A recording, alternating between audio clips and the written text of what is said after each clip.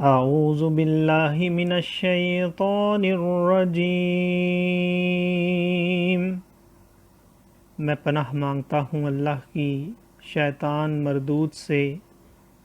بسم اللہ الرحمن الرحیم۔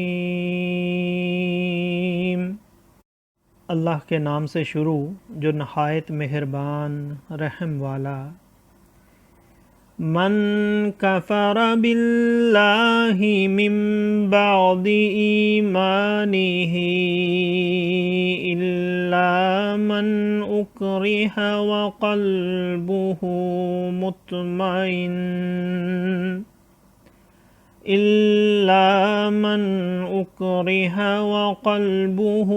مطمئن بالایمان ولکن من شرح بالکفر صدرا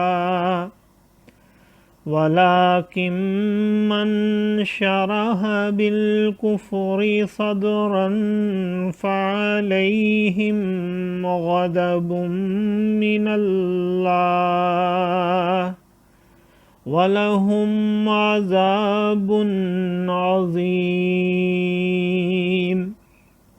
ذَلِكَ بِأَنَّهُ مُسْتَحَبُّ الْحَيَاةَ الدُّنْيَا عَلَى الْآخِرَةِ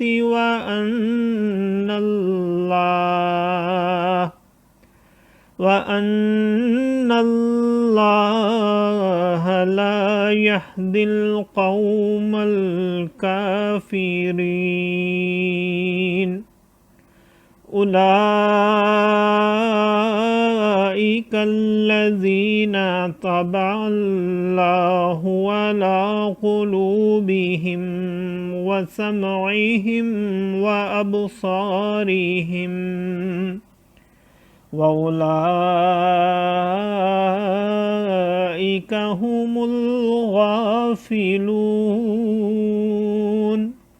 لا جرم أنهم في الآخرة هم الخاسرون۔ ثم إن ربك للذين هاجروا من بعد ما فتنوا ثم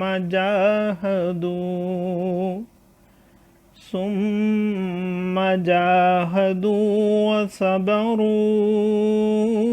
إن ربك من بعدها لغفور رحيم۔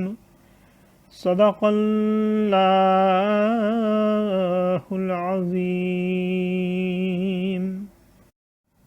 جو ایمان لا کر اللہ کا منکر ہو سوا اس کے جو مجبور کیا جائے اور اس کا دل ایمان پر جمع ہوا ہو، ہاں وہ جو دل کھول کر کافر ہو ان پر اللہ کا غضب ہے اور ان کو بڑا عذاب ہے۔ یہ اس لیے کہ انہوں نے دنیا کی زندگی آخرت سے پیاری جانی، اور اس لیے کہ اللہ یعنی ایسے کافروں کو راہ نہیں دیتا۔ یہ ہیں وہ جن کے دل اور کان اور آنکھوں پر اللہ نے مہر کر دی ہے، اور وہی غفلت میں پڑے ہیں۔ آپ ہی ہوا کہ آخرت میں وہی خراب ہیں۔ پھر بے شک تمہارا رب ان کے لیے جنہوں نے اپنے گھر چھوڑے بعد اس کے کہ ستائے گئے، پھر انہوں نے جہاد کیا اور صابر رہے، بے شک تمہارا رب اس کے بعد ضرور بخشنے والا مہربان۔ صدق اللہ العظیم۔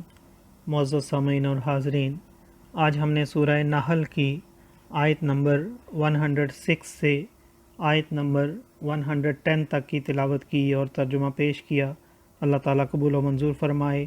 اللہ تعالیٰ میں قرآن پاک کو پڑھنے، سننے، سمجھنے اور اس کے احکامات اور تعلیمات پر عمل کی توفیق عطا فرمائے۔ دوران تلاوت اور ترجمہ اگر کوئی غلطی رہ گئی ہو تو اللہ تعالیٰ میں معاف فرمائے۔ آمین۔ جزاک اللہ۔